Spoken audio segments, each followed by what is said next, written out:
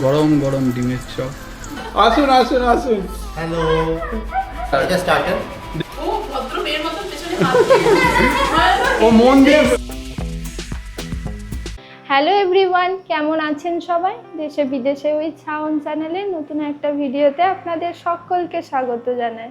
সিঙ্গাপুরে আমাদের পরিচিত খুব একটা তেমন কেউ নেই, তবে এক কলকাতারই এক দাদা বৌদি এখানে আছে। বিয়ের আগের থেকে ওর সাথে খুব ভালো সম্পর্ক। তো আমি আগের বছর আসার পর ওদের একবার বাড়িতে আসতে বলেছিলাম, এসেছিল, তবে আর সেরকম সময় সুযোগ হচ্ছিল না ডাকার। তা আজ আবার ওদের পুজোতে তো আমরা বাড়ি চলে যাচ্ছি, তাই আজ আবার ওদের ডেকেছি। বিকালে আসবে সন্ধ্যের দিকে। তা এখন তো সকালবেলা ওই জন্য উঠে পড়েছি, আর এখন বেশ অনেক কিছু রান্না বান্না করার আছে। তারপর এবার রান্নাঘরে যাই। প্রথমেই মিষ্টিটা বানিয়ে নিই। আজ যখন বাড়িতে বাঙালি অতিথি আসছে, তখন শেষ পাতে একটু মিষ্টি তো চাই। এখানে খুব ভালো একটা মিষ্টি পাওয়া যায় না, তাই বাড়িতেই বানিয়ে নিচ্ছি শাহি ফিরনি। ছোটোবেলা থেকে তো মা দিদার হাতের ফিরনি অনেক খেয়েছি, তবে সেটাতে কেশর বা কেওড়া জল কোনোটাই থাকতো না। তবে আজ আমি যে ফিরনিটা বানাচ্ছি, এটা প্রথম খেয়েছি কলকাতার আরসালানে। এই তো ফিরনিটা হয়ে গেছে, এবার ফ্রাইড রাইসটা শুরু করি। কাল রাতে গাজর, বিনস, 3 রঙের ক্যাপসিকাম কেটে রেখেছিলাম। ওদিকে একটু মটরশুঁটিও বরফ গলতে রেখেছি, আর কাজু কিশমিশটাও জলে ধুয়ে রেখেছি। এখানে ফ্রেশ মটরশুঁটি 2-1বার চোখে পড়লেও সারা বছর পাওয়া যায় না, তাই আমি সুপার মার্কেট থেকে 1 কিলো করে ফ্রোজেন মটরশুঁটির প্যাকেট কিনে এনে রাখি। সব সবজি এখানে ফ্রোজেন পাওয়া যায়, আবার সেসব সবজি টাটকাও পাওয়া যায়, তাই ফ্রোজেন না কিনে টাটকা সবজি নিয়ে আসি। ফ্রাইড রাইসের জন্য গাজর, বিনস, ক্যাপসিকাম ভেজে নিয়েছি, আর ওদিকে আমাদের দুপুরের খাবার আর ফ্রাইড রাইসের ভাতটা একসাথেই বসিয়ে দিয়েছি। এবার বলি আজকের মেনুতে কি কি আছে। সন্ধ্যের স্ন্যাক্সে readymade chicken nugget, chicken popcorn, French fry আর একটু কোল্ড ড্রিঙ্কস। আর রাতের খাবারে ডিমের ডেভিল, ফ্রাইড রাইস, চিকেন চাপ আর ফিরনি। ফ্রাইড রাইসটা হয়ে গেলে দুপুরের খাবারটা খেয়ে নেব, খুব খিদে পেয়ে গেছে। তারপর বাকি রান্না। এই তো রাইসটা হয়ে গেছে, সব শেষে দিদার দেওয়া ঘিটা একটু দিয়ে দিই। এই ঘিটার এত ভালো গন্ধ, একটু দিলেই চারদিক মোমো করে। পুজোতে বাড়ি গিয়ে দিদার কাছ থেকে একটু বেশি করেই এই ঘি আনবো।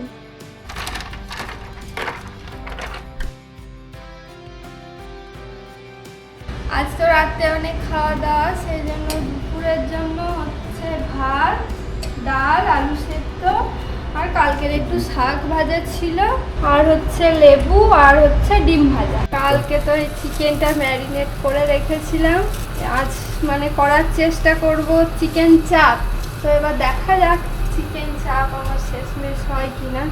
এই যে চিকেনের গ্রেভিগুলো যতই না দেওয়া যায় ভালো, কেননা গ্রেভিটা বেশি দিলেই পুড়ে যাবে। তাই চেষ্টা করবো একটু চেঁচে মানে এটাকে সরিয়ে, গ্রেভিটাকে সরিয়ে চিকেনটাকে শুধু ভাজা। ওম সাহা ওম সাহা ওম সাহা। 3 চামচ মতো তেল দিলাম। সারা বছরই তো হেলদি খাবার খাই, রান্নাতে তো বাটার দিই না, আবার তেলও খুবই অল্প দিই। তবে আজ আর সেসবের বালাই নেই, বেশ মন ভরে বাটার, তেল, ঘি দিয়ে রান্না করছি।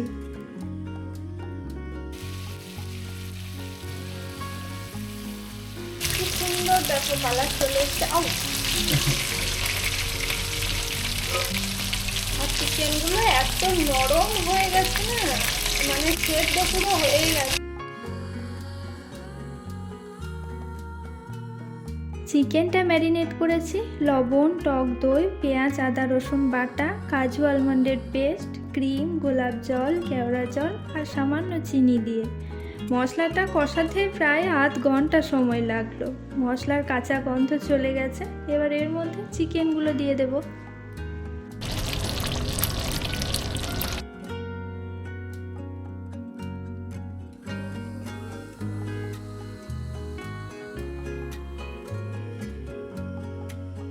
এই যে আমার চিকেন চাপ অনেকটাই মানে রেডি হয়ে গেছে। একটু গোলাপ জল, আর এই হচ্ছে কেওড়া ওয়াটার, এলাচ আর দারচিনি অল্প আছে, বেশি ডিমের চপের জন্য ওই পুরটা আগে রেডি করে রেখেছি, ডিমও সিদ্ধ করা আছে, শুধু ওই গোল্লাটা এবার পাকাবো। কেননা পুরো ডিম দিতে গেলে একদম সে বিশাল সাইজ হয়ে যাবে। সেখানে ডিমের চপ তো আমি প্রথম বানাচ্ছি, দেখা যাক এর কি পরিণতি হয় শেষ অবধি। এটা আমি রেসিপি দেখে করিনি, এটা আমি নিজের মনে করে নিয়েছি। তা অনেকে মানে তাই এটাতে আমি 2-4টে মটরশুঁটি, বাদাম কুচি, যেটা ডিমের চপে থাকে না, এইটাই দেখো কত বড় হচ্ছে। এই চপে যে এতটা করে আলু লাগবে আমি তো প্রথমে বুঝতে পারিনি, তো এতগুলো ডিমের প্রয়োজনীয়তা হবে কিনা সেটাই বুঝতে পারছি না। আমি আবার ভাবছিলাম আলু হয়তো বেঁচে যাবে।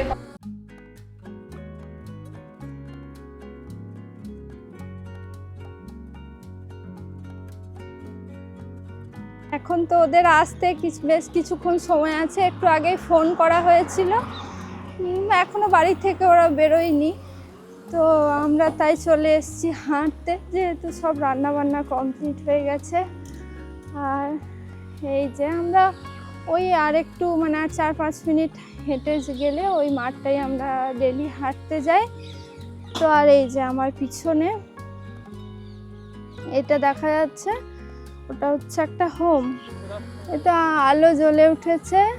আর এই যে পিছনের ওই আর্চের মতো গাছ দিয়ে বানানো রাস্তাটা, মাথার উপরটা পুরোটাই গাছ। আর এই যে রাস্তা সরু মতো, দেখতে খুব সুন্দর লাগে। আর এই তো চলে এসেছি মাঠে, এখানে মানে বাচ্চাদের খেলার বেশ বড় একটা মাঠ। আর মানে প্রচুর খেলার সব ওদের জিনিসপত্র আছে, এক্সারসাইজেরও যন্ত্রপাতি আছে। এই বিল্ডিংগুলো যাদের, তাদের জন্য এই মাঠটা একদম নিচেই। আর প্রচুর বাচ্চা এখানে খেলতে আসে, প্রচুর মানুষ সাইকেল চালাতে আসে। আর এই যে এই রাস্তাটা যেখানে সাইকেলের চিহ্ন দেওয়া আছে, ওটা হচ্ছে সাইকেল চালানোর রাস্তা। আর এই যে আমরা হাঁটছি, ওটা এই লাল রাস্তাটা।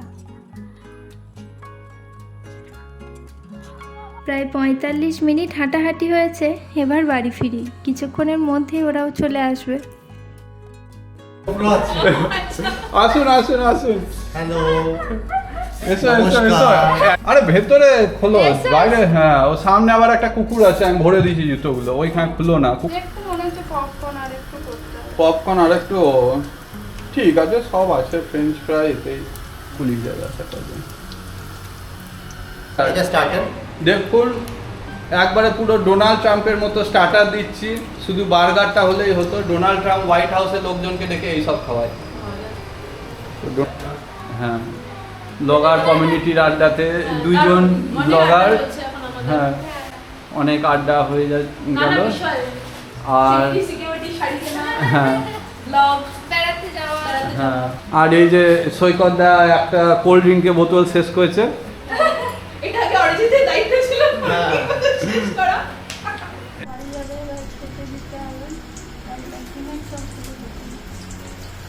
গরম গরম ডিমের চপ, চপগুলো বেশ দেখতে ভালো হয়েছে। গরম গরম, এটা কি নাম দেওয়া যায়? ডিমের ডেভিল নাকি?